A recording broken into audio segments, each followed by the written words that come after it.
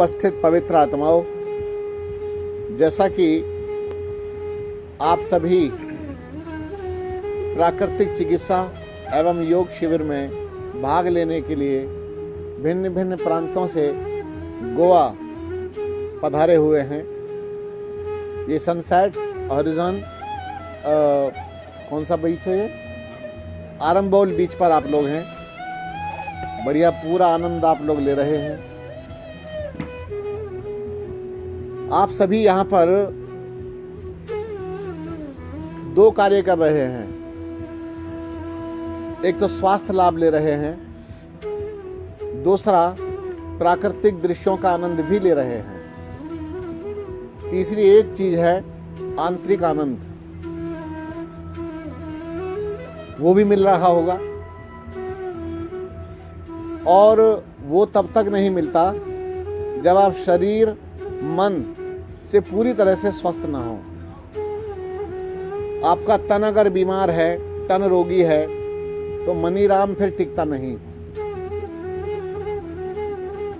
आप यहाँ पर चूंकि अलग अलग समस्याओं को लेकर के आए हैं,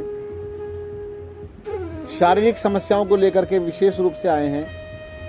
आपने जितने ऑडियो वीडियो मेरे सुने होंगे वे अधिकांश प्राकृतिक चिकित्सा, योग, मड थेरेपी, इन सब को देख करके आप लोग प्रभावित हुए कि भाई इनके संपर्क में जा करके हम स्वास्थ्य लाभ लेवें और प्रयास करें।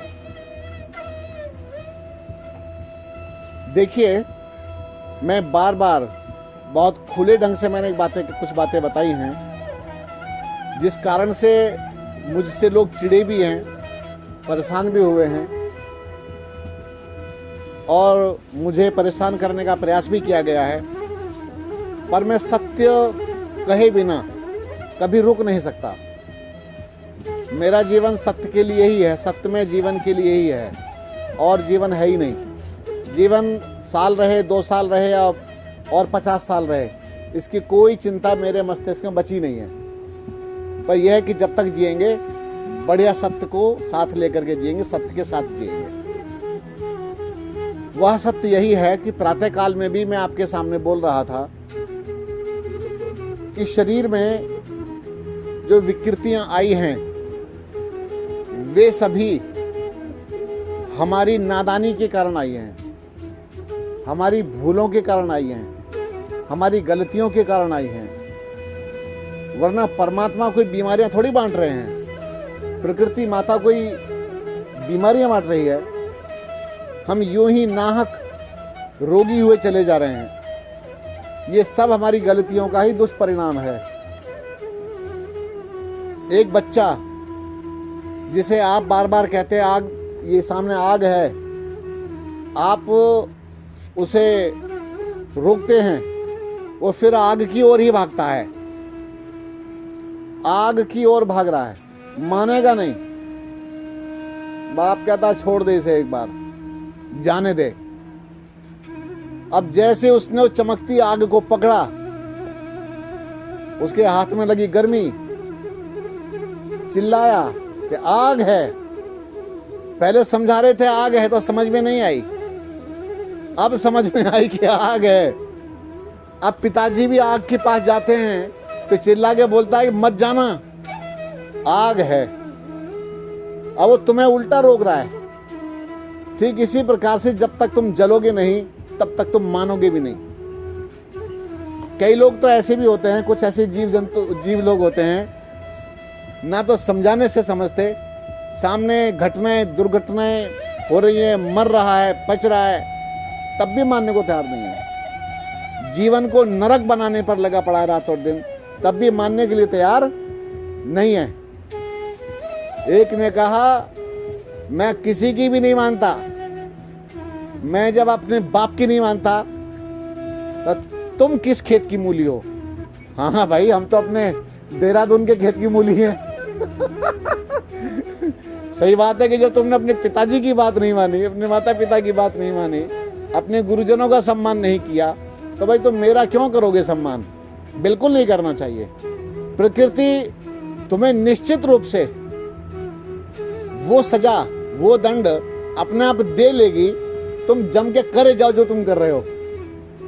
तो शरीर के अंदर रोग जो आते हैं वो हमारी गलतियों के कारण आते हैं। मैं प्रातःकाल में बता रहा था कि जब जोड़ों में दर्द है तो चावल नहीं खाना चाहिए, दही नहीं खाना चाहिए, टमाटर नहीं खाना चाहिए। जब आपके शरीर में विकृति आ रही है, पेट साफ आपका नहीं हो रहा है, तो मुझे बताओ फिर पकवान क्यों खा रहे? जब आपको कब्ज की बीमारी रहती है तो अन्न छोड़ दो अपने आप ही, नेचुरल तरीके से ठीक हो जाएगा। तो इस तरह से हमने प्रकृति के अनुसार ढलने का प्रयास ही नहीं किया। हमने अपनी आदतों को ही सर्वोपरि माना। अगर हमारी आदतें ही सर्वोपरि हैं तो ये आदत हो सकता है जो स्वास्थ्य के हिसाब से तुम्हारे ठीक ना बैठती हों, कहीं ना कहीं तुमको डुबो देंगी, लेके डूब जाएंगी। हम जितना नेचुरल होते हैं, जितना प्राकृतिक जीवन जी रहे होते हैं, शायद उससे कुछ बचाव हो सकता है, वरना आपके पास कोई बचने का उपाय है नहीं। अब माने तो 10 साल बाद माने तो मानना तो पड़ेगा। अब लौट आओ, जल्दी हो जाएगा, जल्दी लौट आए। और समय के बाद लौटे तो पता चला टूटे फूटे लौट करके चले आ रहे। हाँ, मेरे तो दमा की बीमारी भी हो गई है, मेरा तो ये भी हो गया, मेरा तो ये भी हो गया, मेरा तो ये। फिर क्या लौटने में लौटना आया। मुझे लगता है कि उस दिशा में जाना ही नहीं, लेकिन उस दिशा में जाने का बड़ा मन करता है। जिस दिशा को मना किया जाएगा उस दिशा में जाने को बहुत मन करता है। पिताजी कह रहे थे भाई वहां मत झांकना। अब झांकने का मन जरूर करेगा, एक बार तो जरूर करके देखे। तो भैया ऐसे किसी भी काम को मत कीजिए जिससे आप के शरीर का घाटा हो, आपका मन दुर्बल हो जाए, आपका आत्मबल दुर्बल हो जाए।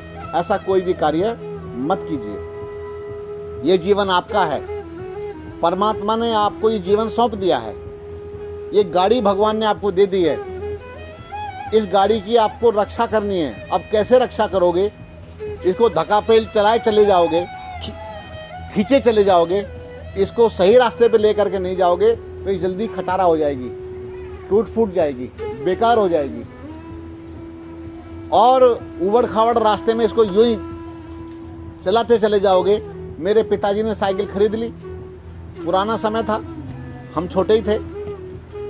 अब साइकिल खरीद ली तो हमें साइकिल सीखने का शौक लगा। वो कैंची वाली साइकिल सीखते थे, पता आपको, वो बीच में पैर घुसा के चलाते थे। अब वो बीच में पैर चलाने का अभ्यास हमने किया। 25 पैसे दिए किसी को सिखाने के। उस समय 25 पैसे चलते थे, 10 पैसे, 5 पैसे, 1 पैसा, 2 पैसा और 3 पैसा। 1, 2, 3, 5 ये सिक्के चलते थे। तो 25 पैसे में हमारी सेटिंग हो गई थी। वो बोला मैं सिखा दूंगा तुझे, मास्टर बना दूंगा पूरा 25 पैसे में। अब उसने साइकिल तो चलानी सिखा दी, लेकिन अभी इतना कंट्रोल नहीं आया था कि मोड़ पर स्पीड, अगर स्पीड है तो मोड़ पर उसको कैसे करेंगे। हुआ ये कि जैसे साइकिल को हमने भगाया, अब सोचा कि हम तो मास्टर हो चुके हैं, बड़ा आनंद आ रहा है चलाने में, बहुत मजा आ रहा है। और आया मोड़, मोड़ पर आया एक पत्थर, पत्थर पर पहिया चढ़ा और साइकिल ऊपर उछली और हम नीचे, साइकिल हमारे ऊपर। कितना आनंद रहा होगा। गिर गए, कोई गम नहीं, साइकिल हमारे ऊपर है, कोई गम नहीं। बस सिर्फ पड़े पड़े ये देख रहे हैं कि हमें किसी ने देखा तो नहीं है, और कोई चिंता नहीं है। छिल गए हैं, घिसट विसट लग गई है, बढ़िया काम हो चुका है। लेकिन अब ये है कि अब बेइज्जती तो नहीं हुई, किसी ने देख तो नहीं लिया। एक ने देख लिया, बोले अरे तुम उठ जाओ, फटाफट उठ जाओ, कुछ नहीं हुआ, चींटी मर गई। वो चींटी मर गई तो माँ भी बताती थी बचपन में, ये भी चींटी मर गई बता रहे यार। उसके बाद फिर चैन नहीं मिला, गड्ढों में साइकिल को भगाया और पिताजी की साइकिल को थोड़े समय में बराबर करके दे दिया। बोले अब नालायक तुझे साइकिल बिल्कुल नहीं दूंगा, बिल्कुल नहीं लूंगा। और जैसे ठीक हुई, चुपचाप पिताजी तो गए बाहर, उठा के चल दिए। फिर अब कहाँ रुका जाएगा साइकिल के बिना, साइकिल की सवारी अब तो करनी है।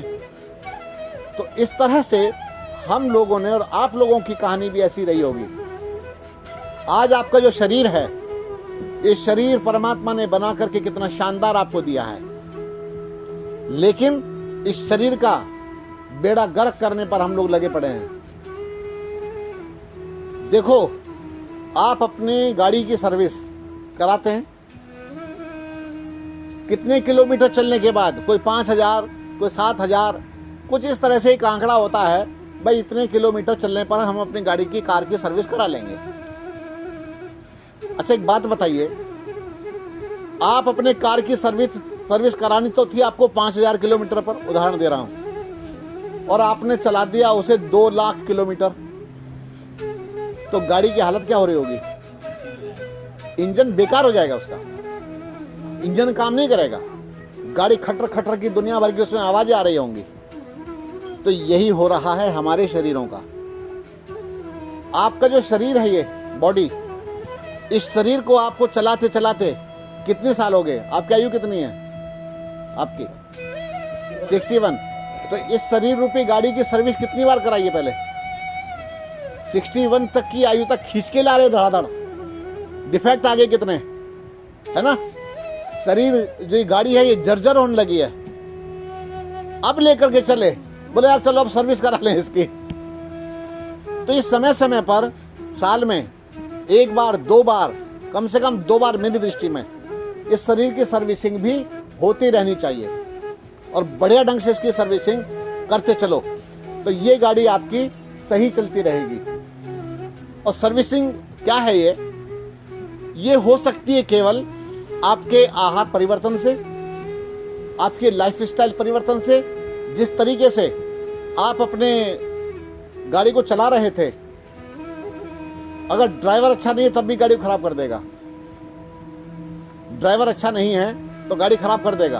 आपको चलानी ढंग से नहीं आती है, आप उसकी रेस पर क्लच और रेस दबाए चले जा रहे हैं, और बार बार क्लच दबा रहे हैं, बार बार ये गियर बदल रहे हैं, बार बार कर रहे, तो इससे भी आप गाड़ी खराब कर लेंगे। इसी तरह से हमारे जीवन का भी है।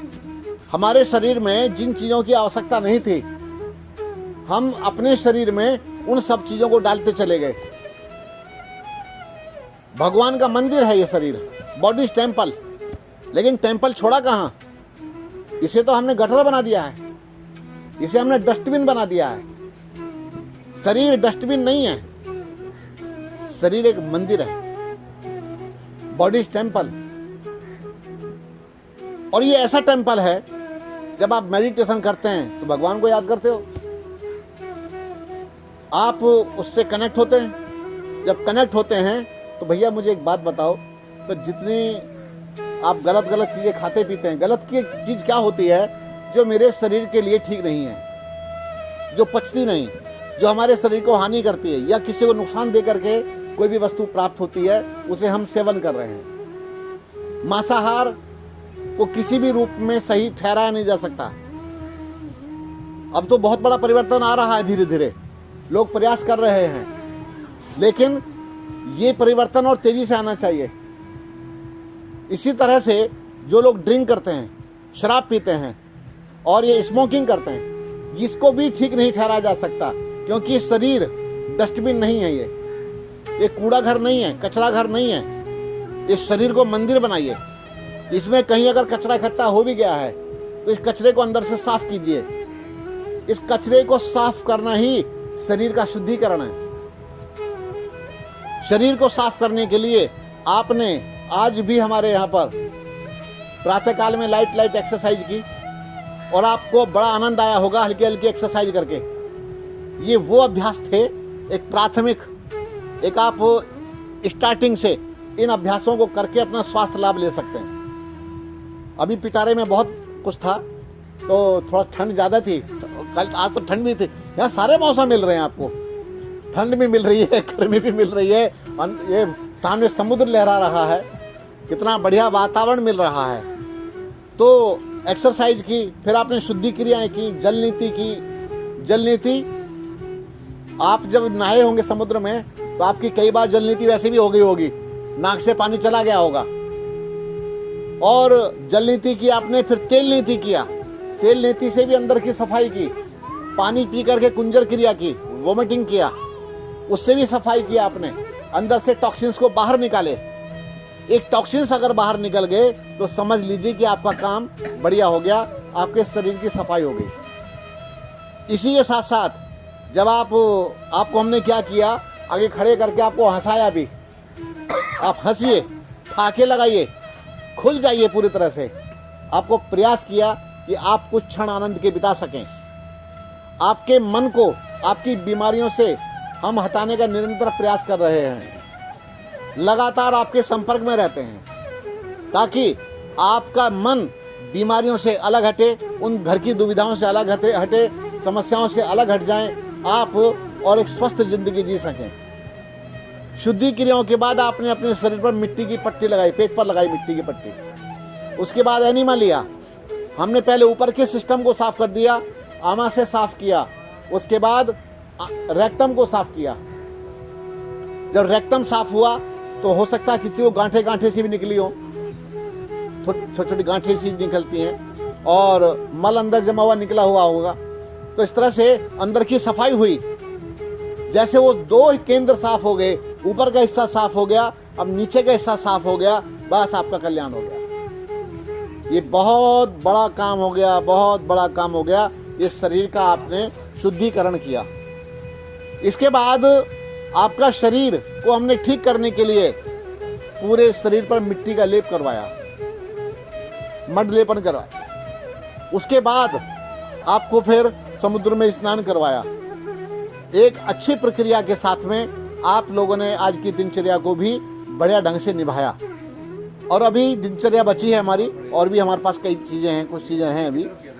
इसके साथ ही साथ आप सभी अपने यहाँ पर आपको हमने एक शुद्ध आहार दिया।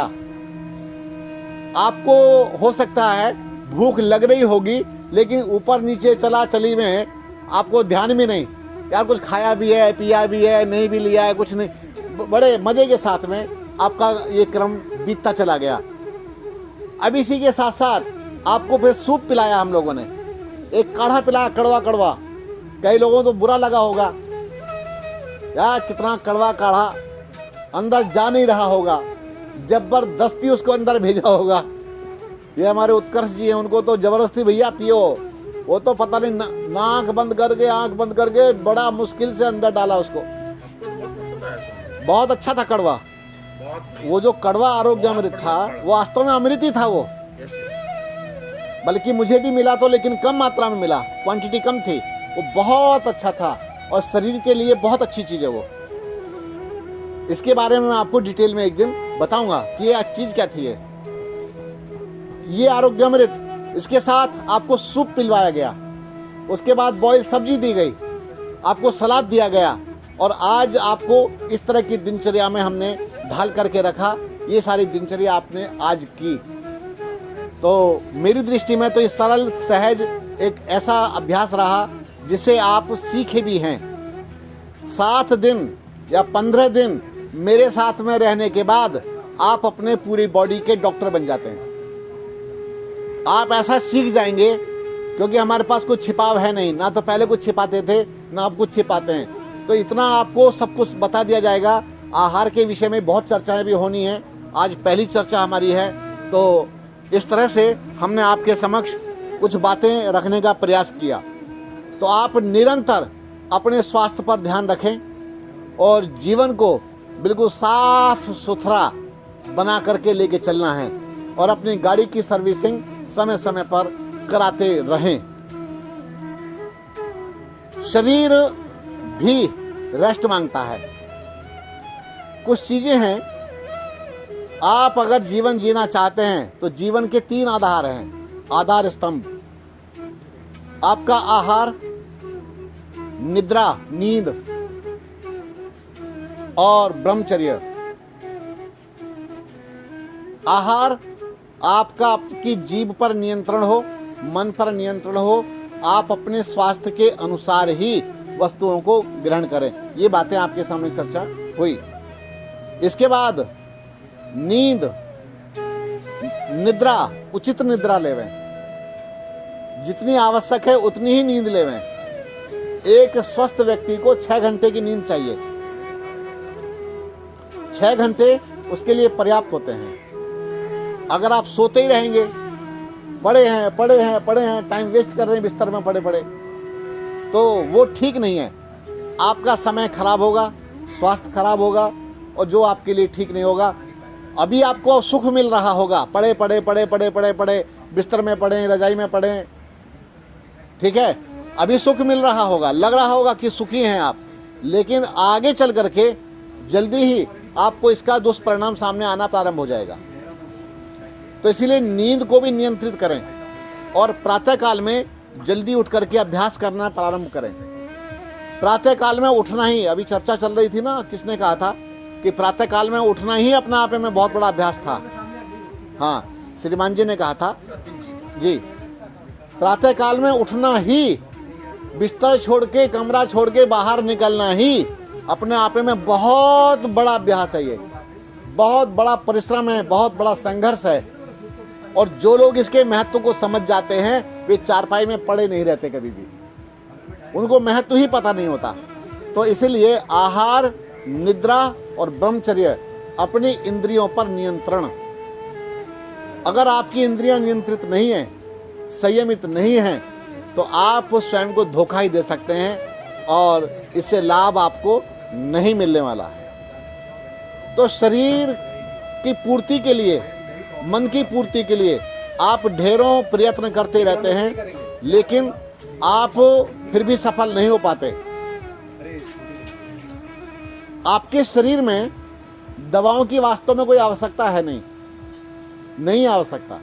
आपको लाइफस्टाइल बदलने की आवश्यकता थी, जीवन शैली में परिवर्तन लाने की आवश्यकता थी।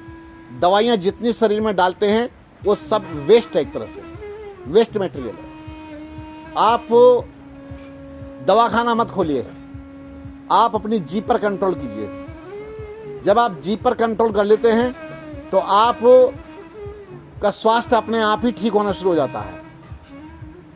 आप ऐसा कोई पदार्थ शरीर के अंदर डालिए ही मत जो आपके शरीर में जाकर के बीमारियां पैदा करे। अगर आप नहीं मानते, नहीं समझते, तो फिर आपको रंग बिरंगे टैबलेट्स, गोलियां, सिरप और इंजेक्शन साथ ले करके घूमना पड़ेगा। क्यों? शरीर के अंदर विकृतियां आनी है फिर, और विकृतियों को, बीमारियों को आप दवाओं से दूर भगा ही नहीं सकते। अगर दवाइयां खाने से बीमारियां दूर भाग जाती तो आज पूरा देश सुखी होता। डॉक्टर के यहां पर भीड़ नहीं लगी होती, हॉस्पिटल में भरे पड़े लोग, अंधाधुंध भरे पड़े। कितने लोग ठीक हुए दवाइयां खा करके, बताइए।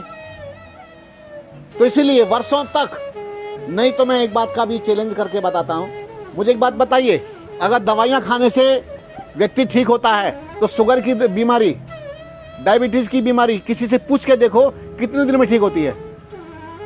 किसी डॉक्टर से पूछो, उसका कोई टाइम है? नहीं है कोई भी टाइम।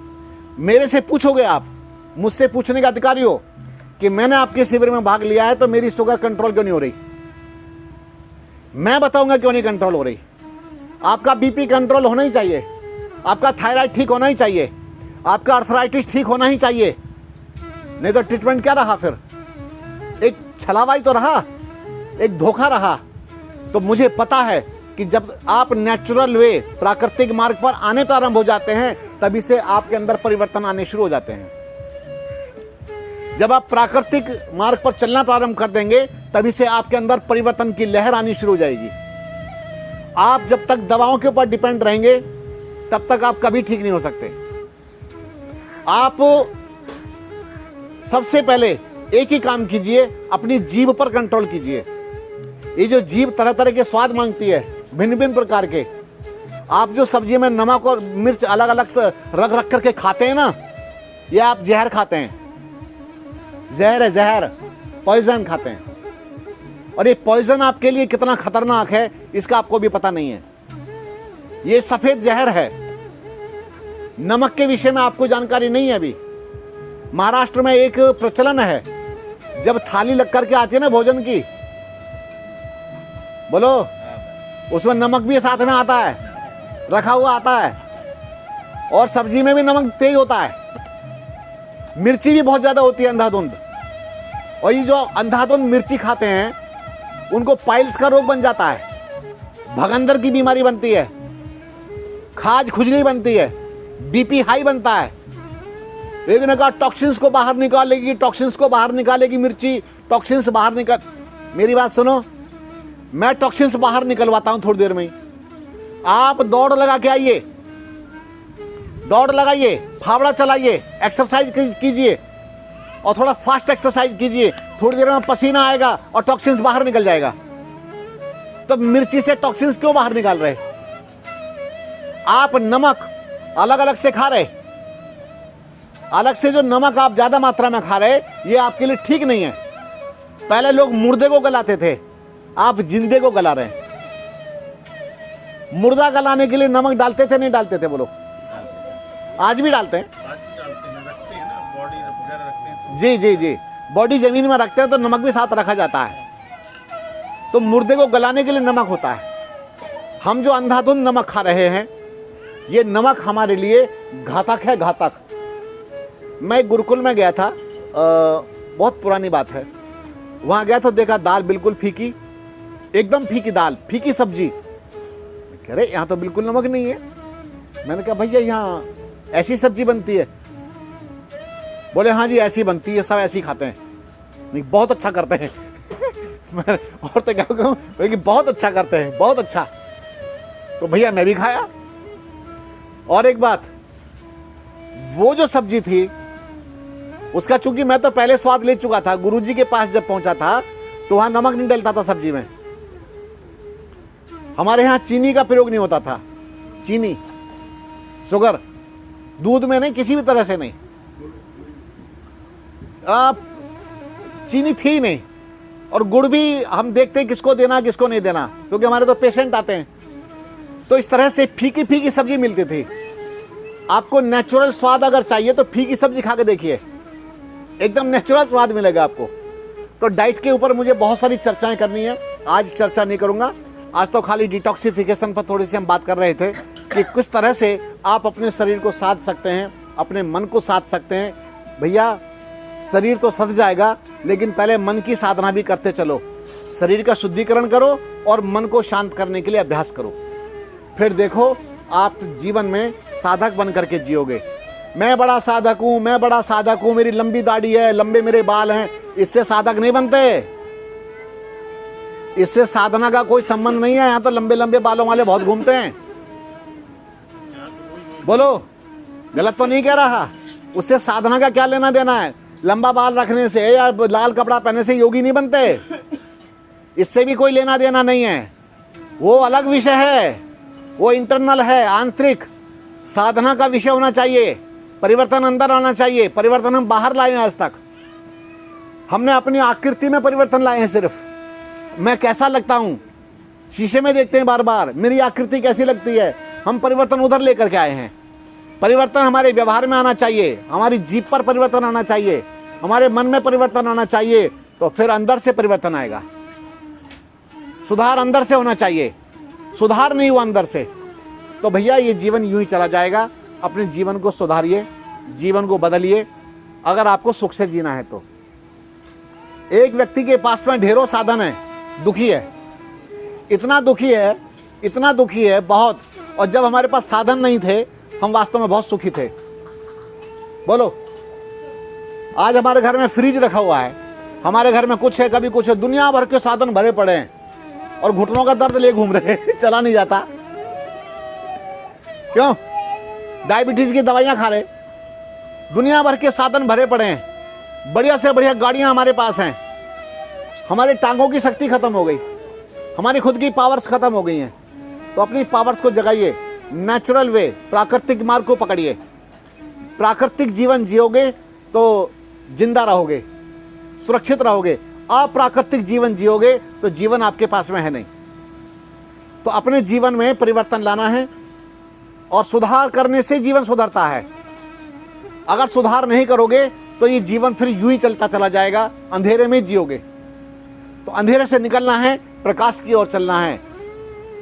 असतो मां सद्गमय, तमसो मां ज्योतिर्गमय और मृत्योर्मां अमृतम गमय। तो इस प्रकार से हम अपने जीवन में परिवर्तन ला सकते हैं और परिवर्तन धीरे धीरे लाओ।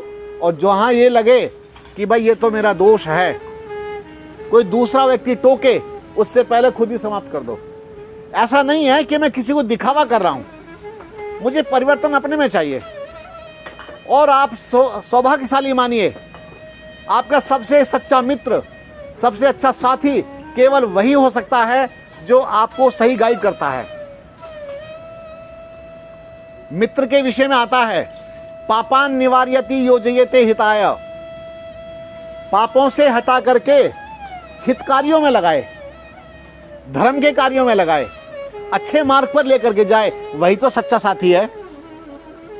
और आपको अच्छे रास्ते से हटा करके, सीधे साधे रास्ते से हटा करके गलत रास्ते पर लेकर के चला जाए, उससे बड़ा शत्रु आपका कोई नहीं हो सकता। क्यों?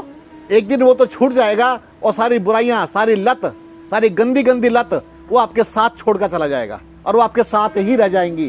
तो आपका साथी बढ़िया होना चाहिए, अच्छा साथी होना चाहिए, सच्चा साथी होना चाहिए। तो अपने जीवन को बदलिए। इसमें जहां भी कोई दोष दिखाई दे, उस दोष को दूर भगाने का प्रयास कीजिए।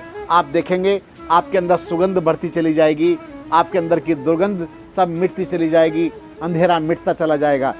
आपकी पैर की समस्या हो या कोई भी समस्या हो भैया, ये सब की सब दूर होनी शुरू हो जाएंगी। बस जीभ पर परिवर्तन लाओ और थोड़ा सा नेचुरल प्राकृतिक विधियों को सीख लीजिए और वैसा जीना शुरू कर दीजिए। आप बढ़िया जिएंगे। बहुत बहुत धन्यवाद, बहुत बहुत शुक्रिया।